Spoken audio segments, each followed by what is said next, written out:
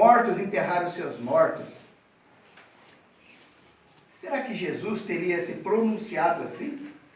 Ou será que isso é devido às tradições, às interpolações que houve nos evangelhos? O que deu origem a comentários dessa natureza por parte de Jesus? É a isso que se propõe o capítulo 23 do Evangelho segundo o Espiritismo. Allan Kardec reuniu algum desses dizeres de Jesus, ou atribuídos a Jesus, e colocou no capítulo 23 como estranha moral de Jesus. Uma suposta estranha moral de Jesus.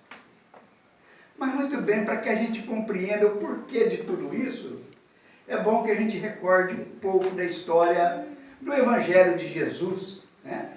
O Evangelho de Jesus, ele se encontra nas Escrituras Sagradas, na Bíblia Sagrada, onde nós temos ali o Antigo Testamento e o Novo Testamento. Daí, a Bíblia Sagrada nos apresenta o Antigo Testamento personalizado em Moisés, que nós temos ali a lei de justiça. E depois temos também no Novo Testamento o Evangelho do amor trazido por Jesus. Evangelho significa boa nova.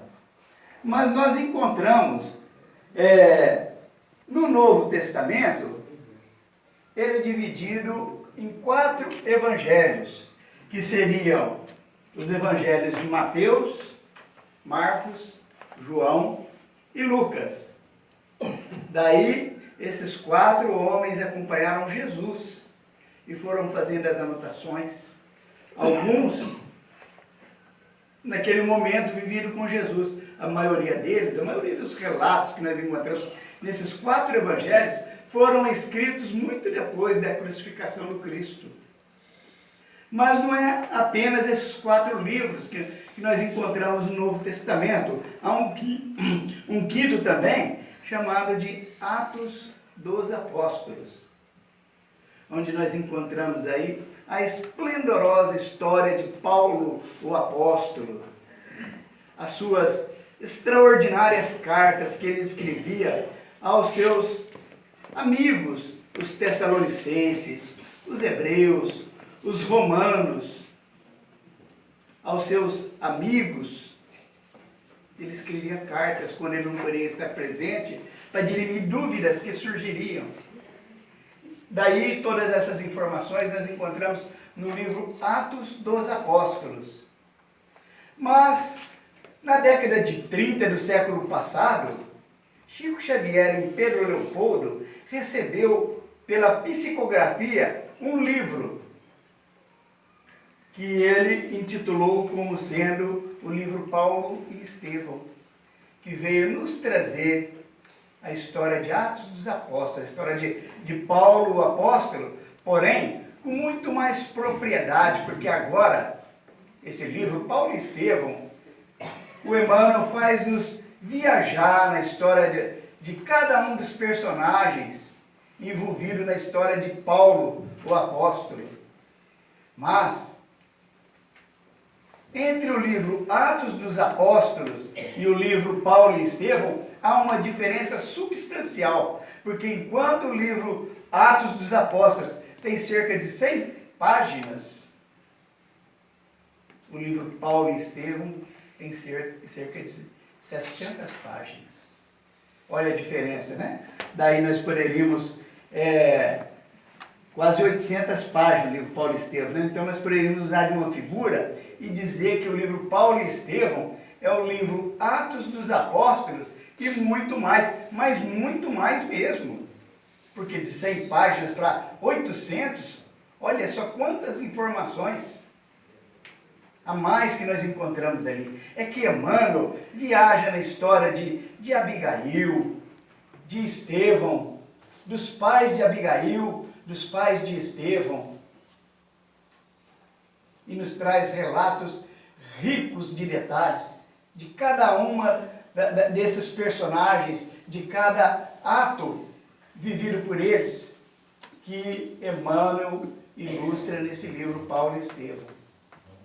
Mas o que nos chama a atenção nesse livro Paulo e Estevão foi aquele momento em que Jesus se apresentou a Saulo de Tarso, que ainda não era Paulo de Tarso, era Saulo de Tarso. E como que se deu isso?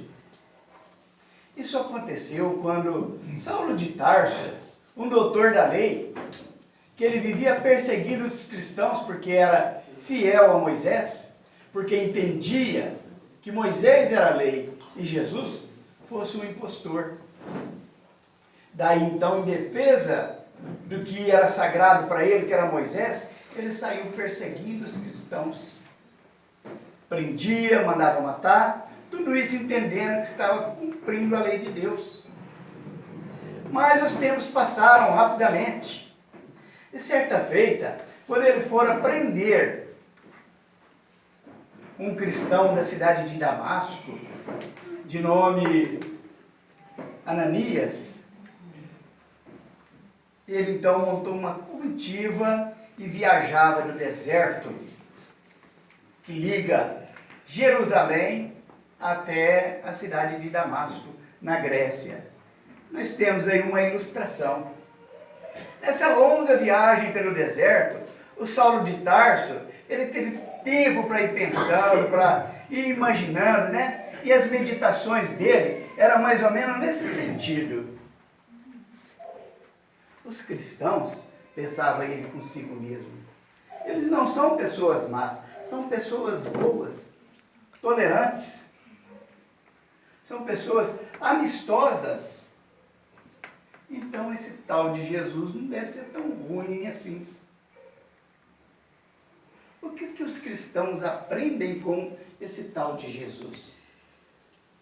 Ora, tenho visto e presenciado transformações indescritíveis das pessoas depois que conheceram esse tal Jesus. Quem seria esse Jesus? Que poder de transformação possui esse homem, capaz de transformar a moral das pessoas? E essas eram as reflexões de Saulo de Tarso quando ele se dirigia até Damasco. E como Jesus nos afirmava que quem bate na porta, ela se abre, quem procura